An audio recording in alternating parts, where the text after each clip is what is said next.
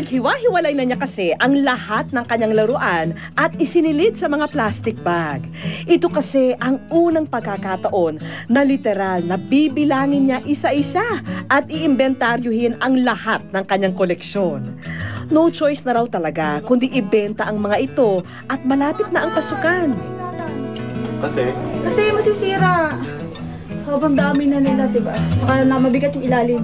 Pero anong feeling mo ngayon for the first time, ilalabas mo sila ng bahay para magkaroon na ng official Natatakot ako. Bakit? Eh syempre, mas maraming pwedeng mawala. Pwedeng maraming masira. Siyempre, nagpadala na rin kami ng extrang manpower para naman hindi na mahirapan ng mag-iina.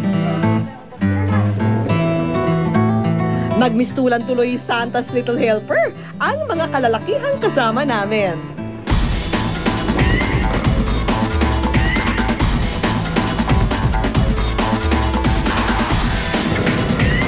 Sa dami ng laruan ni Marilyn, kinailangan pa namin kumuha ng additional na sasakyan para lamang maikarga ang lahat ng ito.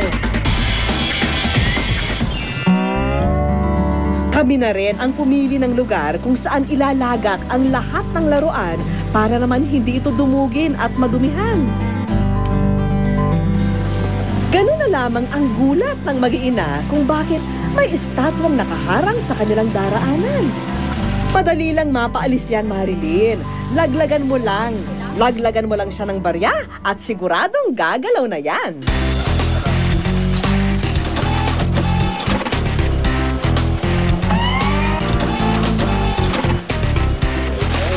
Iuwi ko na rin ba to? Oo. Kasama sa ano namin? Naku naman si Marilyn, mukhang napusunadahan pa ata ang kasama naming mime na isama sa kanyang koleksyon. Diba? Uhulog na naman? Sabi ko dito? Sa ikatlong baryang inilaglag ni Marilyn, tuluyang nag-iba ang ikinikilos ng estatwa. Eto, at inakay pa siya. Kami ang nag-program dyan kung saan kanya sunod na dadalhin. Handa ka na ba? Inikidnap ako? Handa na ba ako? Nagmistulang Jack in the Box ang mag-iina sa kagalakan. Thank you! Wala, parang nagdanamb ako. Parang wala akong pakiramdam. Pero masaya-masaya ako, syempre. Bakit ba ganun kahalaga sa yung mga toys? Bakit ganun mo sila tinetreasure? Yun yung buhay namin eh. Yun yung buhay namin, yun ang kasama namin, yun ang susurvive sa amin. Pag kailangan namin ng malaki-laki pera, magbenta lang kami, nakakasurvive kami. Pero mahirap ba para sa'yo na ginagawa mo na binibenta yung mga toys na... Oo, naiiyak ako. 3 days. Pag nabenta ko ang isang collection, 3 days ako umiiyak dun. Kasi natagal kong inipon yun eh. Tapos isang araw lang, tapos sandali lang yung pera. Nakarating sa akin. Muling naalala ng mga anak ni Marlene ang kalungkutang pinagdaanan ng ina dahil malapit na nitong ibenta ang mga koleksyon. Thank you. Di kasi kami nag-uusap pagdating sa laruan o sa mga bagay na emotions ba. Para sa amin lahat, parang kaming mga naglalaro lagi eh. Nakakala nila lagi silang nilalaro eh. Ano gusto mo rin kay mama mo? Thank you kasi ewan ko. Thank you sa lahat.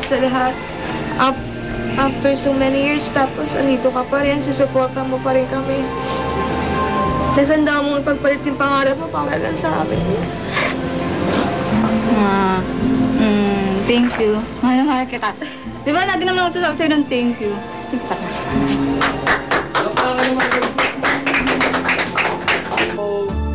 Huwag kayong mag-alala at papawiin na namin ang luha sa mata ng mag-iina.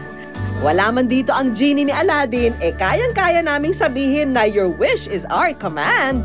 In behalf of STI College Novaliches, dahil believe kami sa angkin ninyong mga galing at determinasyon, gusto namin tuparin ang inyong mga pangarap by giving you any 4-year course from our college, STI College Novaliches.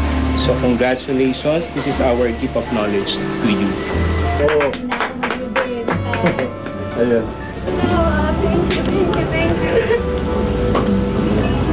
Yan lang yung hiningi ko. At binigay naman. Thank you. Kasi yan ang pinakamalapit sa amin. Na hindi kailangan mahal na pamasahe. Thank you talaga.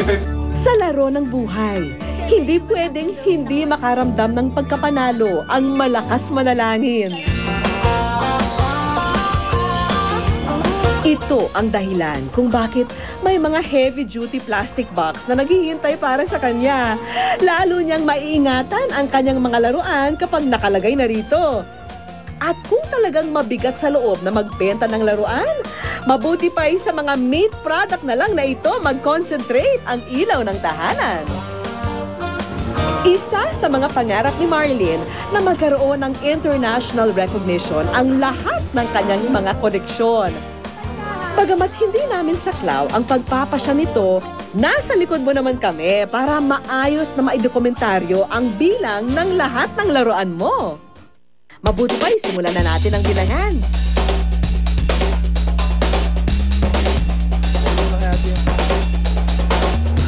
Halos malula kami nang isa-isa nang inilalatag ang mga laruan ni Marlene. Lahat ng karakter, lahat ng kulay, lahat ng hugis, present sa mga koleksyon ni Marlene. At makalipas ang 5 oras, Paano nagkasya sa bahay namin to? Malaki pa sa bahay namin itong laruan ko. Hindi mo inasahan na ganyan karami? Hindi. Talaga, promise. For the first time, ngayon lang nalang. Ngayon lang nalatag. Ito yung kinolek ko na hindi naman ako mayaman. Ang bahay ko is 35 square meters lang. Which is hindi ko kaya kung bakit ganito karami. Nagulat lang din ako nung inilabas ko na inipon ko to for 25 years. At gusto ko makilala ko na hindi dahilan ng pagiging mayaman para hindi mo masunod yung passions mo. Kahit mahirap ka, kailangan magkaroon ka ng pangarap. Worth it ako. Ngayon, kung tatanungin mo ngayon, oo. Dati, parang hindi. Bakit dati? Ano nararamdaman? Kasi hindi ko pa siya nakikita dati. Ang alam ko lang nakakapagod siya. Pero ngayon? Ngayon, eto na siya. With your help talaga.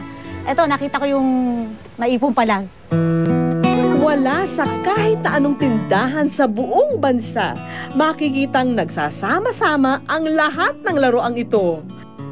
Koleksyong itinuring ni Marlene na kayamanan. Tanging panahon na lamang ang makakapagsabi kung kikilalanin ng mga award-giving body sa ibang bansa ang mga laruan ni Marlene.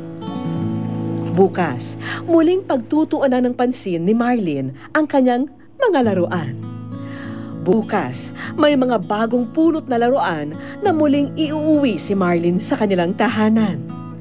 Gayunpaman, ang pagiging isang mabuti at mapag-arugang ina, katangian na ni Marlene noon, bukas at magpakailanman. 12,500 ang kabuang bilang ng mga laruan ni Marlene. Nakatanggap din ng liham ang aming programa mula sa Ripley's Believe It or Not na nagsasabing interesado silang i-feature ang mga koleksyon ni Marlene. Wish ko lang. I'm Aaron Castro and I'm a vlogger.